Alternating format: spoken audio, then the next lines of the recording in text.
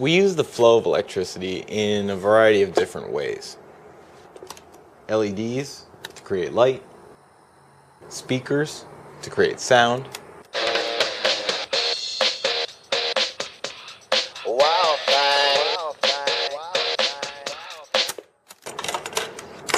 and even motors to create motion. But what if we want to store an electrical charge, hold it in one place? Well, to do that, we'd use this, a capacitor.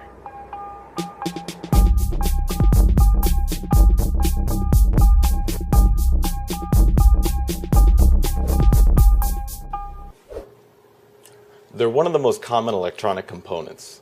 Capacitors, or caps for short, store electrical energy, and this can be very handy in everything from power supplies to noise filter circuits. And they come in a really wide variety. Just to name a few, there is the classic ceramic disc capacitor, the handsome polyfilm cap, and of course the cylindrical tower of power, the electrolytic capacitor. And some of these electrolytics can be very large. Yeah. I decided to have a look inside a small electrolytic cap to see what makes it tick. Outside of the plastic coating lies a pretty thick metal shell. Inside that shell, I found a tightly packed roll. And that roll is made up of long strips of paper and two thin metal conductors. And that's all. It's a pretty simple design, but where did it come from? The history of the capacitor stretches back to November 1745 in Germany. While conducting an experiment, Ewald von Kleist received a shock from a nail he'd inserted into the top of a bottle. After further investigation, he found that he could store a charge in a handheld container of water. Now, Kleist did tell some of his friends and colleagues about his discoveries, but he wasn't the one who went down in history as the inventor of the capacitor. Less than a year later, a Dutch professor at the University of Leiden named Pieter van Muskenbroek developed a very similar device. It consisted of a jar lined inside and out with metal, and through its cork had a chain that ran down to the inner lining. A charge could be applied to this chain and then later discharged by connecting the chain to the outer layer. Muskenbroek's device became known as a Leyden jar, which is a basic capacitor. So the way a capacitor works is pretty simple. And it might make you think, gee, can't we make one? We can, and we will. To make my own Leyden jar, I used a plastic film canister. You could probably also use a pill bottle or similar plastic container. Some paste, tape is good too. Some basic wire, I used stranded 2 pieces. And some aluminum foil. First, I cut 3 pieces of foil, 1.5 by 4 1/4 inches, and thoroughly pasted one side. Rolled one onto the outside of the canister, nice and smooth, and then carefully inserted another inside, smoothing it with my thumb. Then, I stripped the wire and taped it to the inner foil. Cut a hole in the lid for our wire to go out, and made sure it fit all right. Then, I fixed another wire to the outside and wrapped the whole canister in tape.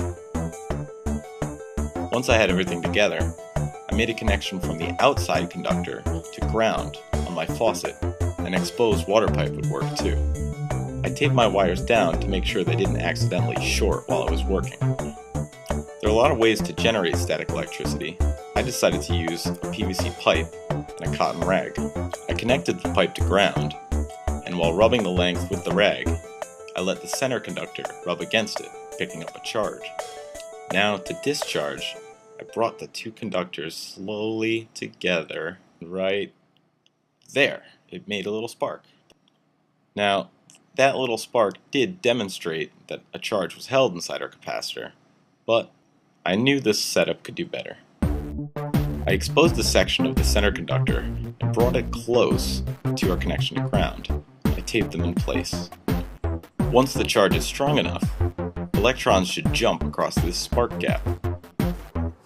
And jump they do. Our little Leyden jar keeps working over and over and over. Well, as you can imagine, this caught on rather quickly in the scientific community. It wasn't long before others were making Leyden jars of their own and developing improvements. Benjamin Franklin discovered that it didn't have to be a jar at all. He could use a flat piece of glass with a flat conductor on either side. And beyond that, English chemist Michael Faraday developed practical applications for the capacitor when he was looking for a way to store excess electricity from his experiments. Faraday's work earned him the namesake of the capacitor's unit of measurement, the farad. A farad is very, very, very, very, very large. You'll notice that most capacitors today are measured in much smaller amounts, such as a microfarad.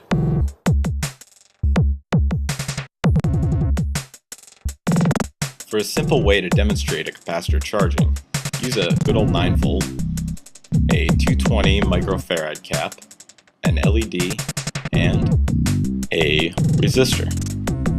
For this one, I decided not to use a breadboard and just wrap the resistor around the positive, longer end of the LED. Then, I charged the capacitor by connecting its negative lead to the negative lead of the battery and the positive to the positive, just for a moment.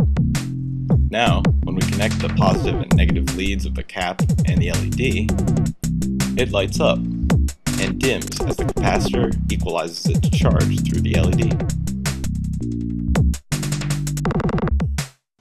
For more good info on capacitors and related experiments, check out the following sites.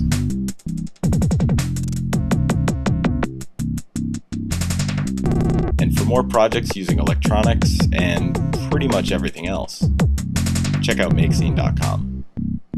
Thanks for watching.